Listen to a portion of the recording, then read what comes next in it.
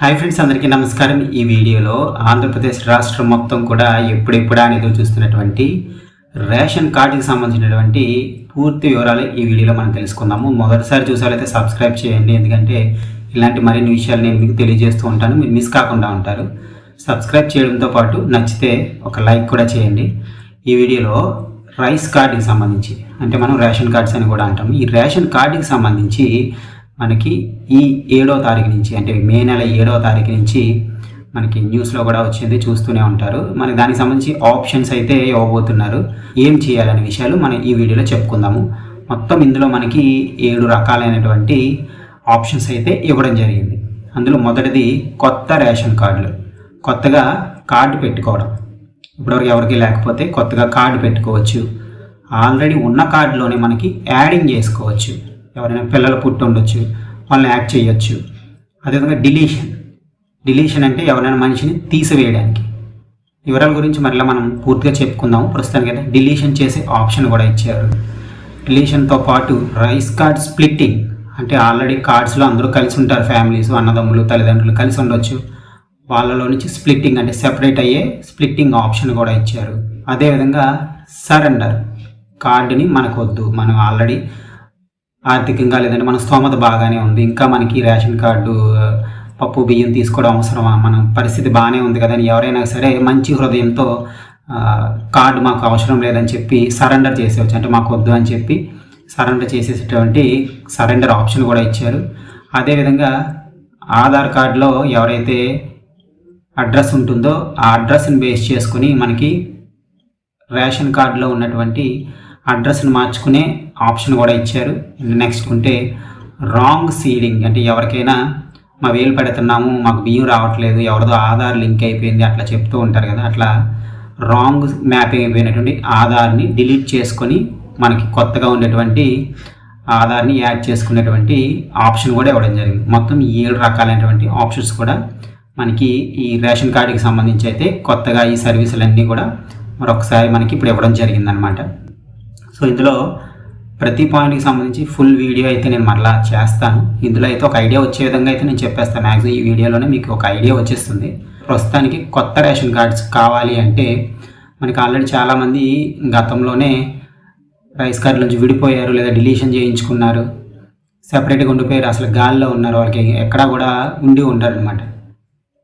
అటువంటి వాళ్ళందరూ కూడా మనకి కొత్త రేషన్ కార్డు పెట్టుకునే అవకాశం అయితే వచ్చింది. ఈ కొత్త రేషన్ కార్డుకి సంబంధించి మనకి జనరల్గా అందరికీ కావాల్సింది ఏంటంటే ఆధార్ కార్డు ఉండాలి. ఒకవేళ పెళ్ళైన వాళ్ళైతే మ్యారేజ్ సర్టిఫికేట్ కూడా ఉండాల్సి ఉంటుంది. ఇంకా నెక్స్ట్ మెంబర్ ఎడిషన్, కొత్తగా ఎవరినైనా చేర్చాలి అనుకుంటే మనకి గతంలో కూడా 15 సంవత్సరాల లోపు వాళ్ళని మనకి యాడ్ చేసే అవకాశం అయితే ఉండేది. ఇప్పుడు ఏంటనేది మరలా మనకి పూర్తి వివరాలు అయితే నేను మరలా తెలియజేస్తుంటాను. సో ఎడిషన్ ఎవరినైనా యాడ్ చేయాలి అనుకుంటే జనరల్గా పిల్లలే ఉంటారు కాబట్టి వాళ్ళని యాడ్ చేయాలి అనిపిస్తే వాళ్ళకి బర్త్ సర్టిఫికేట్, ఆధార్ కార్డు, ఈ 2 ఉంటే సరిపోతుంది. పుట్టిన పిల్లల్ని యాడ్ చేసుకునే అవకాశం అయితే ఉంటుంది. అండ్ డిలీషన్కి సంబంధించి ఎవరిని పడితే వాళ్ళని డిలీట్ చేసే అవకాశం అయితే మనకి లేదు. ఎవరైతే చనిపోతారో చనిపోయిన వ్యక్తిని మాత్రమే మనం డిలీట్ చేసే అవకాశం అయితే ఉంటుంది. దానికి సంబంధించి చనిపోయిన వ్యక్తి యొక్క డెత్ సర్టిఫికేట్ అయితే మనకు ఉండాలి. అండ్ నెక్స్ట్ 4వది స్ప్లిట్టింగ్, ఆల్రెడీ పెళ్ళయి ఉంటుంది, ఆ పెళ్ళైన వ్యక్తిని మనం భార్య భర్తలతో కలిపి సెపరేట్ చేయాలి అనుకుంటే ఆల్రెడీ ఒక కార్డులో ఉంటారు, వాళ్ళని సెపరేట్ చేయాలనిపిస్తే అక్కడ తల్లి తండ్రి ఉండాలి, ఇక్కడ విడిపోయే వాళ్ళు కూడా భార్య భర్త అయి ఉండాలి. అంటే ఎవరైనా సరే జంటగా విడాలి, ఆ జంట ఎవరు అంటే భార్య భర్తలు అయి ఉండాలి అనమాట. విడిపోయే వాళ్ళు విడిపోయిన తర్వాత కూడా భార్య భర్తలు అయి ఉండాలి. కొడుకుని కానీ లేదంటే తండ్రిని వేరే కూతుర్ని కానీ అట్లా విడదీయడానికి అవ్వదు. ఎవరైనా భార్య భర్తలు ఉండాలి, ఇటు కూడా భార్య భర్తలు ఉండాలి. ఇందులో పిల్లలు ఉండిపోవచ్చు, ఇందులో పిల్లలు ఉండొచ్చు, కానీ ఎవరైనా సరే జంటగా మాత్రమే విడదీయడానికి అయితే మనకు అవుతుంది.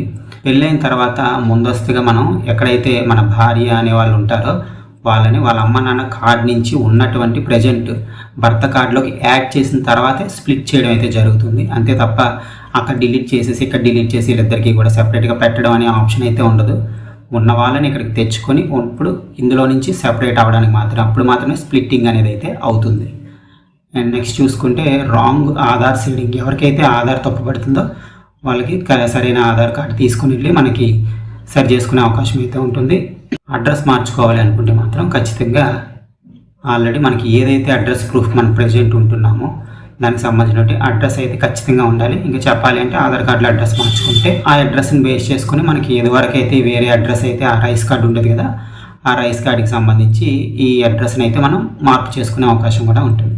ఒక్కొక్క సర్వీస్కి సంబంధించి కంప్లీట్గా ఏం కావాలి, యాడింగ్ చేయాలంటే ఏం కావాలి, డిలీషన్ చేయాలంటే ఏం కావాలనేది నేను ఇంకా పూర్తిగా ఒక్కొక్క పాయింట్కి ఒక్కొక్క వీడియో అయితే నేను కూడా మరలా మీకు పూర్తిగా తెలియజేయడానికి మరొక వీడియో అయితే నేను చేస్తాను.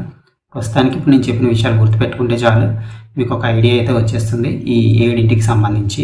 సబ్స్క్రైబ్ చేయండి, మర్చిపోవద్దు. Thank you for watching. By by.